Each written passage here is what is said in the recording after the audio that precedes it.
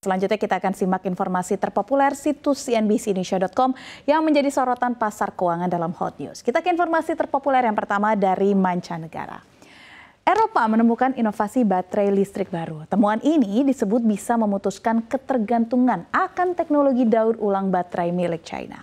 Dua startup Altilium dari Inggris dan Tozero asal Jerman kini sedang mengembangkan baterai daur ulang untuk memenuhi syarat kendaraan listrik Eropa pada Agustus 2030, yakni sebanyak 6% litium dan nikel sebanyak 16% kobalt pada baterai mobil listrik di Eropa yang harus melalui proses daur ulang.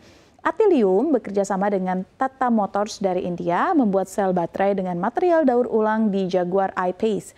CEO Altilium Christian Marston menjelaskan material daur ulang dapat mengurangi emisi CO2 sebesar 70% dan lebih murah 20% jika dibandingkan dengan material baru. Startup Inggris itu menjelaskan baterai kecil dari katoda daur ulang punya kinerja sama baiknya seperti material baru. Katoda biasanya berasal dari material litium, kobalt, mangan, dan nikel, yang salah satu produsen terbesarnya adalah Indonesia. Sementara Tozero yang didukung Honda mengembangkan pabrik grafit daur ulang. Menurut perusahaan proses hidrometalurgi yang dikembangkan tidak menghasilkan emisi alias net zero jika didukung dengan energi terbarukan. Sebagai informasi, grafit memiliki kontribusi hingga 40% dari jejak karbon baterai lithium ion. Pabrik Tozero berencana akan memproduksi 2.000 ton grafit daur ulang per tahun mulai 2027. Jumlah itu diperkirakan cukup untuk memproduksi hingga 50.000 mobil listrik.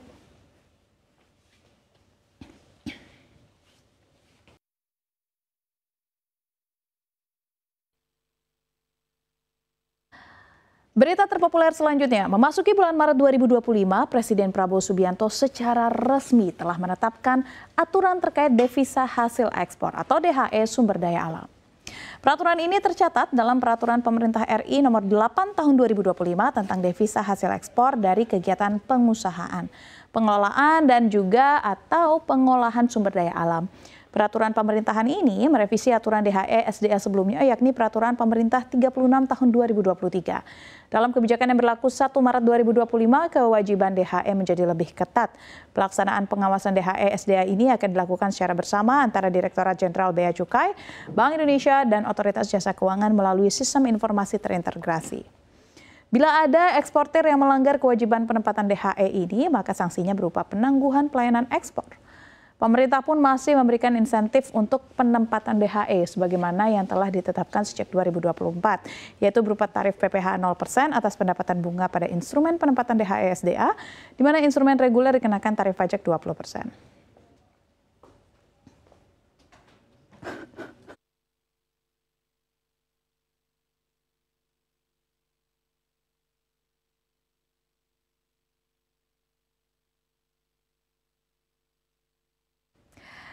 Kita masuk ke informasi berikutnya yang datang dari negeri tetangga Indonesia. Singapura dikenal sebagai tempat di mana sejumlah pengusaha Indonesia menaruh asetnya.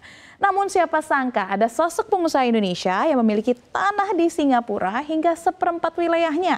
Sosok ini diketahui memiliki seperempat atau 182 km persegi dari 728,6 km persegi total wilayah Singapura.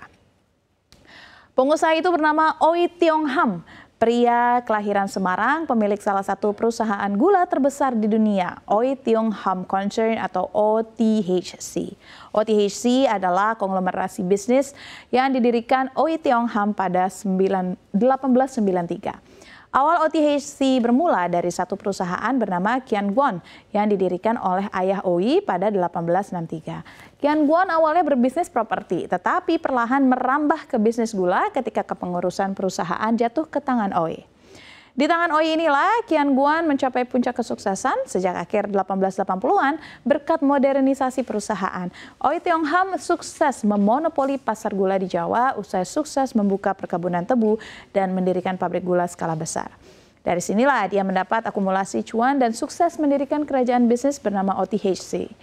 Lewat besarnya monopoli gula, OTHC berhasil mengekspor gula sebanyak 200.000 ton hingga mengalami banyak perusahaan barat dalam kurun 1911 hingga 1912. Tidak heran ya, berkat besarnya bisnis itu, Oi disebut memiliki kejayaan 200 juta gulden. Sebagai catatan, uang 1 gulden pada 1925 bisa membeli 20 kg beras. Jika harga beras Rp10.850.000 per kilogram, diperkirakan harta kekayaannya senilai 43,4 triliun rupiah.